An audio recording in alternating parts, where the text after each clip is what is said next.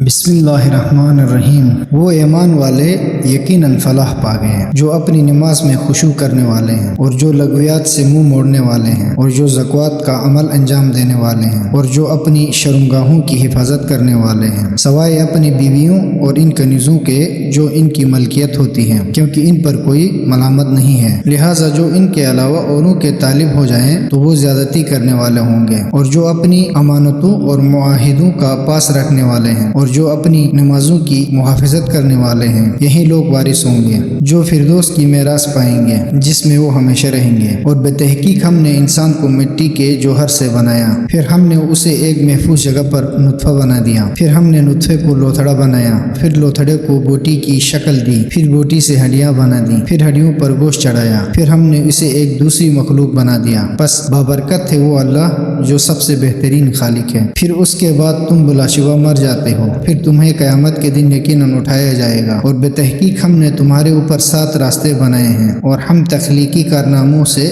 غافل نہیں ہیں۔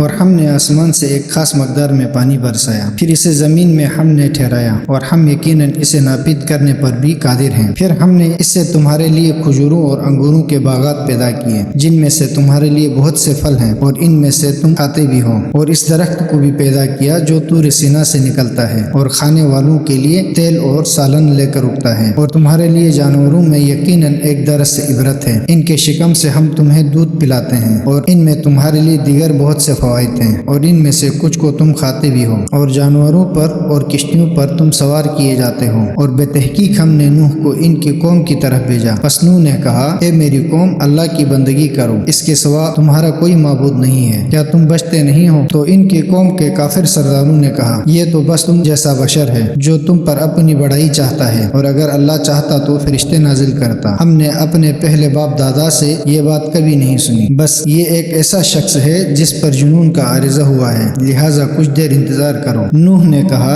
اے میرے رب، انہوں نے جو میری تکذیب کی ہے ان پر تو میری مدد فرما۔ پس ہم نے نوح کی طرف وحی کی اور کہا، ہماری نگرانی میں اور ہماری وحی کے مطابق کشتی بناؤ، پھر جب ہمارا حکم آ جائے اور تنور ابلنا شروع کر دے تو ہر قسم کے جانوروں کے جوڑوں میں سے 2 سوار کرو، اور اپنے گھر والوں کو بھی، ان میں سے سوائے ان لوگوں کے جن کے بارے میں پہلے فیصلہ صادر ہو چکا ہے۔ اور اے نوح، ان ظالموں کے بارے میں مجھ سے کوئی بات نہ کرنا کہ یہ اب یقیناً غرق ہونے والے ہیں۔ اور جب آپ اور آپ کے ساتھی کشتی میں سوار ہو جائے تو کہیں، ثنا کامل ہے اس اللہ کے لیے جس نے ہمیں ظالموں سے نجات دلا دی، اور کہیں، میرے رب، ہمیں بابرکت جگہ اتارنا، اور تو بہترین جگہ دینے والا ہے۔ اس واقعے میں یقیناً نشانیاں ہیں اور ہم آزمائش کر گزریں گے۔ پھر ان کے بعد ہم نے ایک اور قوم پیدا کیا، پھر خود انہی میں سے ایک رسول ان میں مبعوث کیا، جس کی دعوت یہ تھی کہ لوگوں، اللہ کی بندگی کرو، تمہارے لیے اس کے سوا کوئی معبود نہیں ہے، کیا تم بچنا نہیں چاہتے؟ اور ان کی قوم کے کافر سرداروں نے جو آخرت کے ملاقات کی تکذیب کرتے تھے اور جنہیں ہم نے دنیاوی زندگی میں آسائش فراہم کر رکھی تھی، کہا، یہ تو بس تم جیسا بشر ہے، وہی کھاتا ہے جو تم کھاتے ہو، اور وہی پیتا ہے جو تم پیتے ہو، اور اگر تم نے اپنے جیسے کسی بشر کی اطاعت کی تو بے شک تم خسارے میں رہو گے۔ کیا وہ تم سے وعدہ کرتا ہے کہ جب تم مر جاؤ گے